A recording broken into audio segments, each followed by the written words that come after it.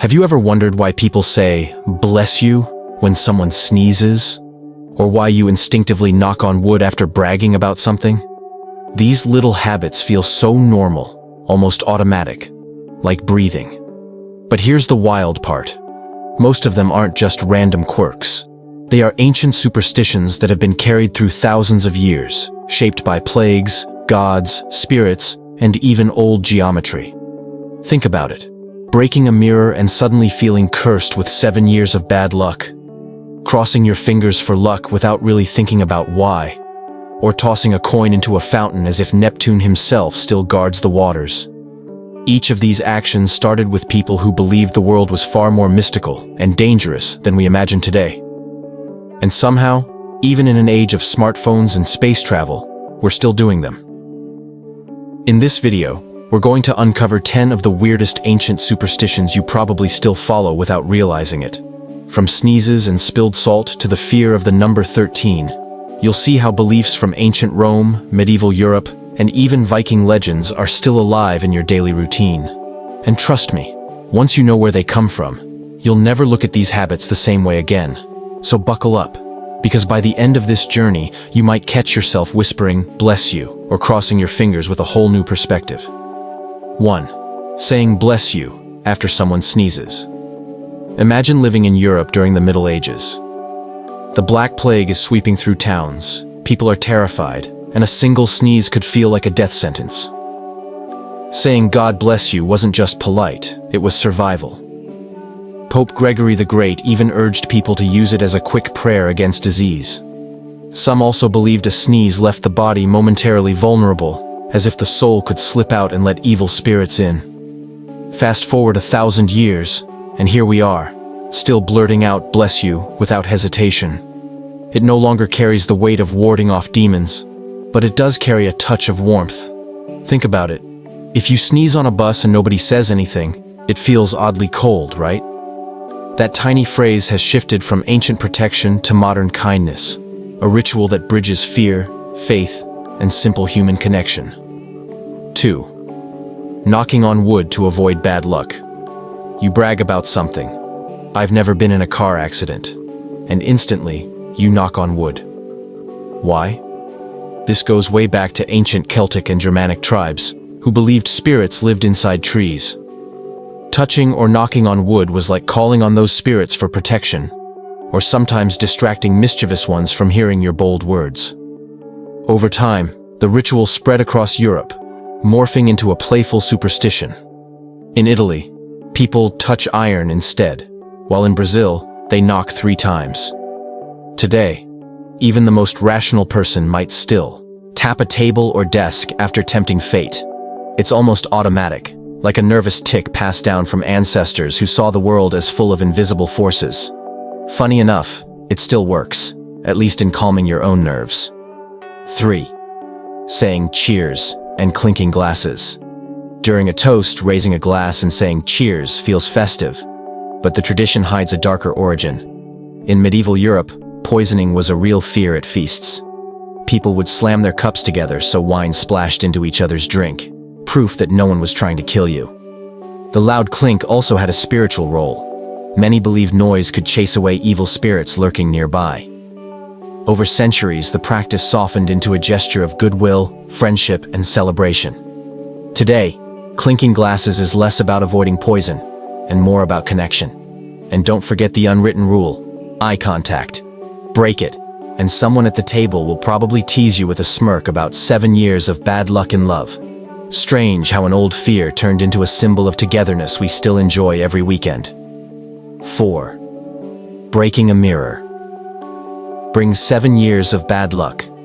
Smash a mirror, and suddenly people whisper about 7 years of bad luck. That superstition traces back to ancient Rome. The Romans believed mirrors didn't just reflect your face. They held a piece of your soul. Break one, and your soul was damaged, bringing misfortune until it healed. Why 7 years? They thought the body and spirit renewed every 7 years, so that's how long the curse would last. Some even had remedies, like burying the broken shards under the light of a full moon to reset your luck. Today, most people don't actually fear evil spirits hiding in shards of glass. but the superstition lingers. Drop a mirror in your home, and even the most logical friend might gasp before laughing it off.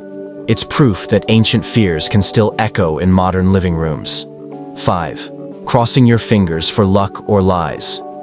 We cross our fingers before exams, during job interviews, or even while waiting for lottery numbers. But where did this come from? In pre-Christian Europe, people believed luck could be trapped and shared at a crossroads, literally 2 sticks forming a cross. Touching the intersection was thought to summon good fortune. Later, early Christians adopted the gesture as a secret signal of faith when they were persecuted. Over time, it shifted into a casual sign of hope. Today, we say, fingers crossed for luck, but also use it in a sneakier way. Crossing fingers behind your back while telling a lie, as if the gesture cancels out dishonesty. It's funny. A symbol that once carried spiritual weight now covers everything from hopeful wishes to childish tricks. Yet every time we do it, we're repeating an act that's thousands of years old. 6. Avoiding walking under ladders for safety and superstition. Walking under a ladder feels unlucky, but this superstition has both practical and mystical roots. In ancient Egypt, a ladder leaning against a wall formed a triangle, a shape considered sacred. Passing through it was seen as disrupting the divine balance. Centuries later, Christians linked the triangle to the Holy Trinity, so breaking it symbolized disrespect and even inviting Satan's territory. Of course, there's also a very real reason. Walking under a ladder is just plain dangerous. You could get hit by falling tools or knock someone off balance. Today, even people who don't believe in curses still hesitate for a second before ducking under one. It's one of those rare traditions where ancient symbolism and common sense actually agree. Better to take the long way around. 7. Spilling salt and throwing it over your left shoulder. Salt might seem ordinary today, but in the ancient world it was as valuable as gold. Spilling it was seen as wasteful and unlucky, almost like throwing away money. Over time, people also believed spilled salt invited evil spirits to creep in. The quick fix? Toss a pinch over your left shoulder, right where, according to folklore, the devil was waiting to pounce. The legend even ties back to the Last Supper, where Judas Iscariot is often painted as the one who knocked over the salt before betraying Jesus. So the ritual became a way of blinding or distracting the devil himself. These days, if salt tips over at the dinner table, most people laugh, but plenty still toss a bit behind them just in case. It's a perfect blend of history, faith, and a tiny insurance policy against bad luck. 8. The fear of the number 13 and Friday the 13th. The number 13 has carried a shadow for centuries. In Norse mythology, Loki crashed a banquet in Valhalla as the 13th guest, bringing chaos. In Christianity, the Last Supper also had 13 people at the table, with Judas as the betrayer. Over time, 13 became a symbol of misfortune, so powerful that many hotels skip the 13th floor and airlines avoid row 13. Add Friday into the mix, linked with Jesus' crucifixion, and you get Friday the 13th, a day that still makes people uneasy. Even in today's world of science and logic, the superstition shapes our buildings, flights, and calendars. It's proof that numbers aren't just math. They carry the weight of myth, fear, and cultural memory. 9. Birthday candles and making a wish. Every birthday we light candles, make a wish, and blow them out. But this cheerful tradition has ancient roots. In ancient Greece, cakes were offered to Artemis, the goddess of the moon, with candles to mimic moonlight. People believed the smoke carried prayers up to the gods. Romans used candles to honor birthdays of the elite. And by 18th century Germany, the idea of one candle for every year, plus an extra for good luck, took hold.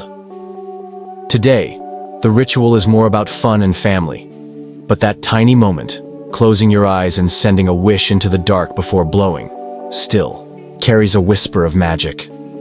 It shows how ancient rituals of prayer and offering evolved into a global tradition of joy and hope.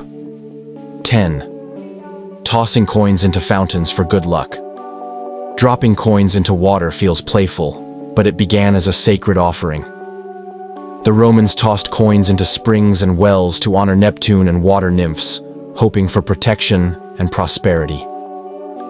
The belief was that giving something valuable ensured safe travels or granted a wish. That tradition lives on in fountains worldwide. Most famously, the Trevi Fountain in Rome, where tourists throw in nearly $3,000 every day. The money now funds charities, but the act still carries its ancient spark. Each coin is more than loose change. It's a tiny connection to thousands of years of human hope, a way of saying, I believe tomorrow can be better. Even if you don't trust in magic, it's hard to resist the charm of that ritual splash. When you look at all these little rituals together, it's clear that superstition isn't just about fear, it's about connection. Our ancestors lived in a world they didn't fully understand, so they used stories, symbols, and habits to feel safe. Saying, bless you after a sneeze, tossing a coin into water, or hesitating before walking under a ladder. Each of these is a thread linking us back to people who lived centuries, even millennia ago. What's fascinating is how these traditions evolved. Once tools of survival, they've softened into gestures of kindness, playfulness, or celebration. They show that even in an age of science, satellites, and artificial intelligence, humans still crave ritual, still love the feeling that a small action might tip luck in our favor. Maybe that's the real magic, not the superstition itself, but the way it reminds us that we're part of something much bigger, carried forward by countless generations before us. If you enjoyed this trip through history's strangest habits, don't let it end here. Hit that like button, subscribe for more stories that reveal the hidden roots of everyday life, and share this video with someone who always says, bless you, a little too loudly. And now it's your turn. What quirky superstition have you grown up with? Something your parents or grandparents still believe? Drop it in the comments below, because your story might be the next one we explore. Until then, keep your fingers crossed, toss that coin, and I'll see you in the next video.